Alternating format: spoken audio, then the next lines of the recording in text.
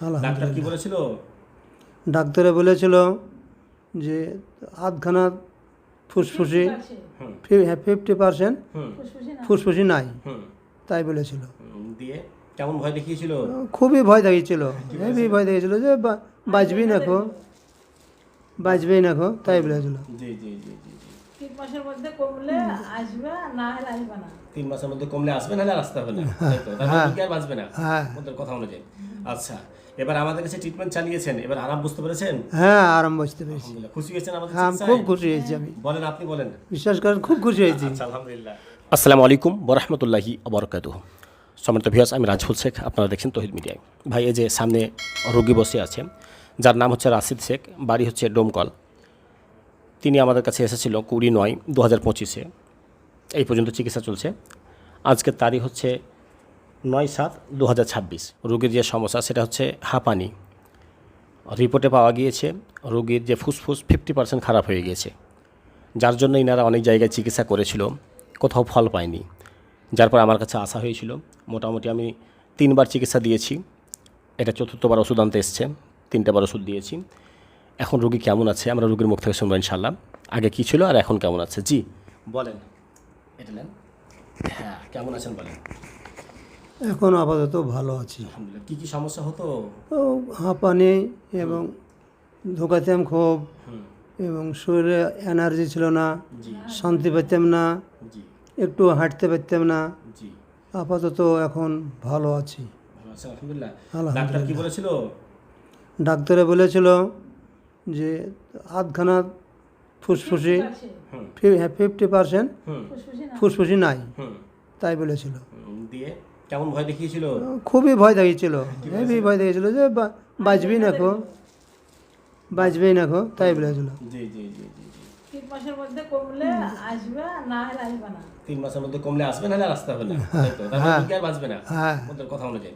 আচ্ছা, এবার আমাদের কাছে ট্রিটমেন্ট চালিয়েছেন, এবার আরাম বুঝতে পেরেছেন? হ্যাঁ, আরাম বুঝতে পেরেছি। আলহামদুলিল্লাহ। খুশি হয়েছেন আমাদের হ্যাঁ, আমি চিকিৎসায়? খুব খুশি হয়েছি। আমি বলেন, আপনি বলেন। বিশ্বাস করেন, খুব খুশি হয়েছি। আচ্ছা, আলহামদুলিল্লাহ। আপনি বলেন, রোগীর অবস্থা কি ছিল, ডাক্তার কি বলেছে, কোথায় কোথায় দেখিয়েছিলেন? মানে আমাদের গোটা দমকল দেখিছিল, তারপরে বহরমপুরে হসপিটালে গেছিল, তারপরে ওই তো এম রহমান, মানে আরও সব ডাক্তার দেখিয়েছি, দেখিয়ে কেউ কমাতে পেরেছিল না। জি হসপিটালে মানে গ্যাস টানতে যেতে হতো, অক্সিজেন দিতে হতো, জি তাও একদিন দুদিন পর আবার যেতে হতো। জি আর কোনো কাজ টাজ করতে পারতো না। জি দিয়ে সাগর দিঘিতে এসে গার হুজুরের কাছে এসে গার কমেছে। আলহামদুলিল্লাহ। কিভাবে খোঁজ পেলেন আমাদের? ওই একটা হাফেজের মুখে শুনেছিল, মৌলবি, আমাদের দেশেরই মাদ্রাসার মৌলবি। আচ্ছা আচ্ছা আমার নাতি মরে গেছিল, নাতিকে নিয়ে এসে দিয়ে ওর নানারও চিকিৎসা হলো, নাতিরও হয়েছে, নানার হয়েছে, আচ্ছা। তারপর নাতির মায়েরও হয়েছে, আমার মেয়েরও হয়েছে চিকিৎসা। আলহামদুলিল্লাহ, আলহামদুলিল্লাহ।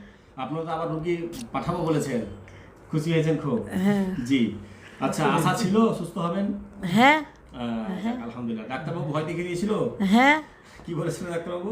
বলেছিল 50% নাই ফুসফুসি, হ্যাঁ। 3 মাসের মধ্যে যদি ভালো থাকে আসবা, আর না হলে আসবা না। আচ্ছা আচ্ছা। তখন আপনাদের কি অবস্থা হয়েছিল শোনার পর? মন খুব খারাপ হয়ে গেছিলো, ভয় লেগে গেছিলো। হ্যাঁ, আর গরিব মানুষ, টাকা পয়সা নাই, কিছু নাই। একদম।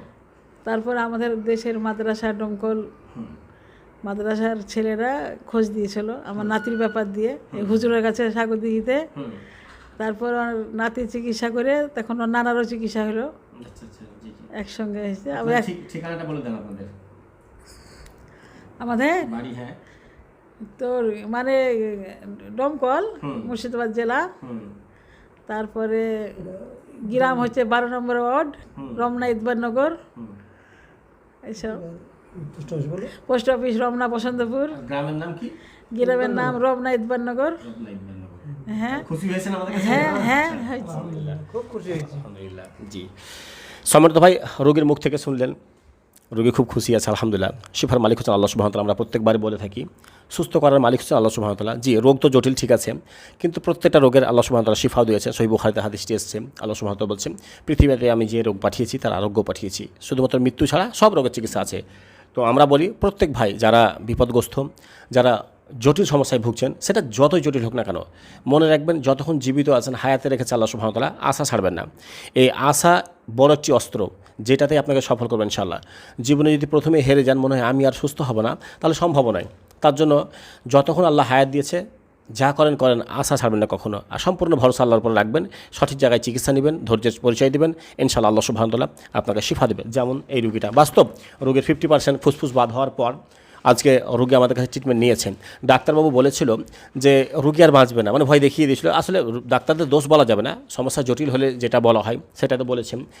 আর সেই অবস্থায় বলেছিল যে 3 মাসের মধ্যে যদি কিছু পরিবর্তন হয় তাহলে আমরা ধরবো, নাহলে আর আসতে হবে না। তার মানে কি জবাব দিয়ে দিয়েছিল।